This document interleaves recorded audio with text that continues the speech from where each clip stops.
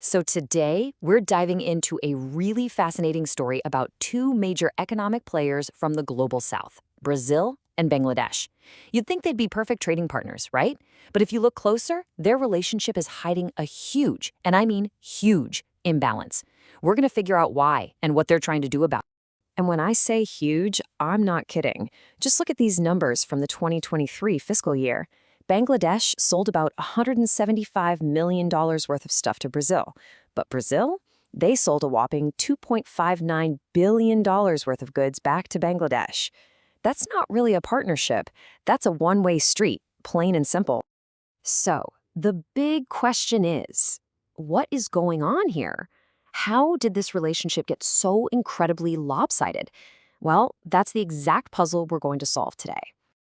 All right, let's start by digging into the story behind that massive $2.4 billion gap. Because this isn't just a fluke, a single bad year. This is a deep, structural problem.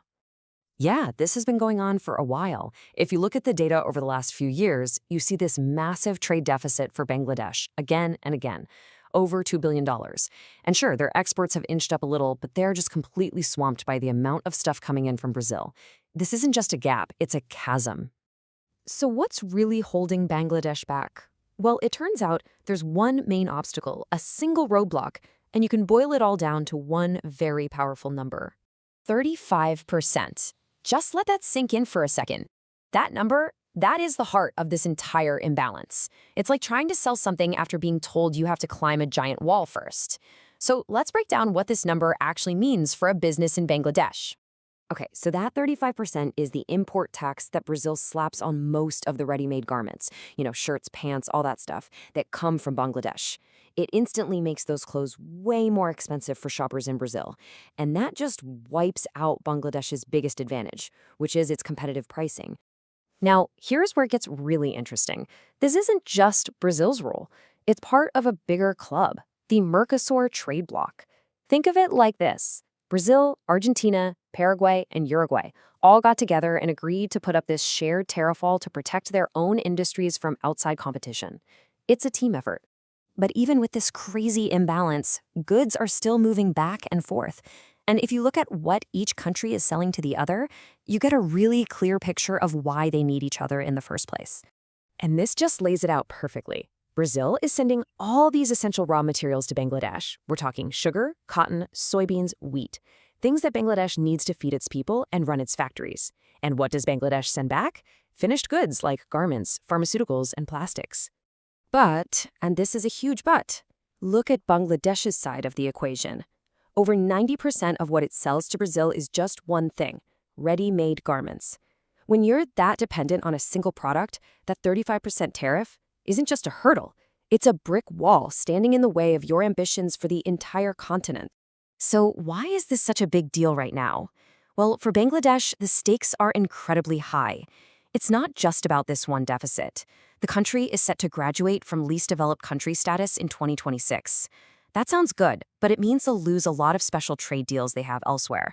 They desperately need to find new customers for their garment industry, which is the second biggest in the world. And right now, Latin America is basically a locked door. But you know what? This isn't a story about defeat. It's actually a story of diplomacy. Both countries see the problem, and they're now actively working on a solution. They're trying to forge a path towards a real, balanced partnership. And you can see the momentum has been building for years. It started with some whispers about a free trade agreement back in 2018. Then, in 2023, you had the first ever visit by a Brazilian foreign minister to Dhaka, a huge deal. By 2024, they officially agreed to start talking. And now, Brazil is even pushing for a special agreement to speed the whole thing up. Basically, they're taking a two-pronged approach. The big prize, the long game, is a preferential trade agreement with that whole Mercosur bloc of 4 countries. But they know that could take a while. So at the same time, they're working on a faster, direct deal just between Brazil and Bangladesh to get the ball rolling. And you can bet the industry leaders in Bangladesh are watching this very closely. As Shahidullah Azim from the Garment Exporters Association said, Brazil is a significant opportunity. But, and this is the key, only if they can get rid of those huge tariffs. The potential is there, but it needs to be unlocked. So let's zoom out for a second. This whole thing is bigger than just 2 countries. It's about building a brand new bridge for trade right across the South Atlantic, and it says a lot about the future. And it's clear the respect goes both ways. Brazil's ambassador in Dhaka, Paulo Ferreira, put it bluntly.